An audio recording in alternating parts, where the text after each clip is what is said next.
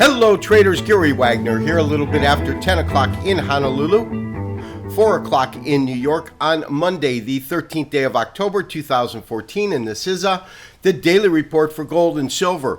While we have a dollar that is trading lower, substantially lower Standard & Poor's and Dow Jones equities markets lower today, we do have the precious metals higher across the board, with gold really leading the way in terms of percentage gain. It's up almost 0.9%, almost a full percent, or $10.70 on the day. Current print, 1234.10. It has had a low of 1225 and a high of 1236.7. Silver also trading higher on the day, currently trading up about 8 cents on the day, 0.43% higher. As you can see, it's currently at 1745. It has had a low today of 1730 and a high of 1758. More on silver in a little bit. Before we look at our current gold and silver charts and talk about our strategy for our current trade in terms of exit, a quick look at some of the other markets affecting gold today. Of course, the dollar being lower is definitely an incentive and definitely a bullish factor for gold. You can see that here. This is a daily chart. Just below 8,600, market is up and has been trading into the prior session. In essence, what we're looking at is a dark cloud cover in terms of candlestick pattern. I'm not really making a lot of that right now, but the one thing that's very interesting, you can see we've got this real cluster going on in the dollar as it attempts to see, is it consolidating before rising to yet higher ground, or have we actually hit a top on that? That's something that will unfold over the next couple of weeks. Second thing to look at is obviously the equities, because the equities are under tremendous pressure. They open slightly lower, but as you can see, I've got a couple of channel lines in here, but as you can see, this market has really just dropped right out.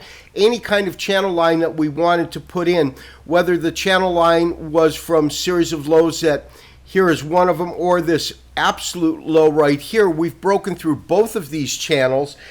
And in terms of the correction we've seen a considerable correction in the S&P when you consider the top just at about, I believe it was 2010, but it looks like it might have been a little bit higher than that, but about 2010. And it's currently well below 19 at 1860 is right here, currently trading at 1866. So where this market will find some support right now is anybody's guess. I'm not even going to venture to say where this corrective action will end, but these two factors are obviously bullish factors on the precious metals, specifically gold. Silver wasn't reacting quite in the same way. So let's take a look at where we're at right now. Looking at a daily chart, this is continuous contract of COMEX gold. And on this chart, we're looking at a couple of different areas that we've deemed as support as well as resistance. Of course, major support is really tracking it along 1185. Once the market hit that, you can see the kind of bounce that we had. We had a couple of very, very strange days last week with these shooting stars kind of appearing. Really, whether it comes down and fills this gap, it's not a real gap because you do have price highs that go into the market, but nonetheless, it's quite interesting. And here, of course, is the dramatic rise, the $10 rise that we're looking at today. Right now, I do believe that we'll probably find some kind of supportive action at 1222. However, if we draw a line across this particular bottom right here, and we've talked about this last week and the prior week as a really important area, you can see that we are trading just shy of that. So I am currently pegging our resistance, even though it hasn't hit it yet, at around 1241. Now, we can really see some support and resistance levels when I pull up this 720-minute chart. On this 720-minute chart, of course, we have a couple of levels. And I've got basically two different fib retracements. One that culminates up here at 1322, excuse me.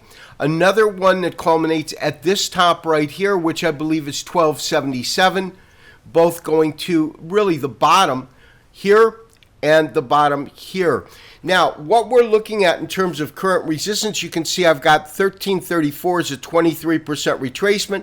We absolutely have resistance right now here. If the market can genuinely trade above and close above this particular area, the next real level we want to look at, and this would be our target for our exit, would be at around 1251. You can start to put in, scatter in some price orders right in this area, but this is the area I would look for it to falter. Now, this is that one area we talked about. We haven't really hit it yet. This is at 1241, and it has to do with this particular bottom here. And so if the market can genuinely muster some more steam to the upside, will it falter here and begin to come back down, or will it trade up to as high as this 51 and falter and come back down? My sense is that we're still in a counter trend. We haven't gotten any kind of technical confirmation, but realize technical confirmation in this kind of scenario is going to be lagging, because we will have already made these new price hikes and these price highs, and then looking back at it, say, okay, this wasn't a counter trend. This, in fact, was a bullish trend, and what we were witnessing at 1185 was a pivot point or a key reversal. We really can't come to that conclusion until after the fact, until after it's happened. So we're going to work with what we have right now, maintain our current positions. In terms of raising our stops, we're probably going to want to raise them to about, call it 1218. Right below 1220, 1221. You can go ahead and do that on your own. We'll look to raise them later on today or tomorrow. So what about silver? Well, there's no doubt. We have gotten a pop, and the pop came as the market hit above 1700. Of course, that's where I'm putting support at right now, and then again at 1680 on silver. In terms of real resistance, the real mark that we're looking at in this, of course, is just a technically based observation, is going to be right at around 1810, and that's going to be based upon this bottom here.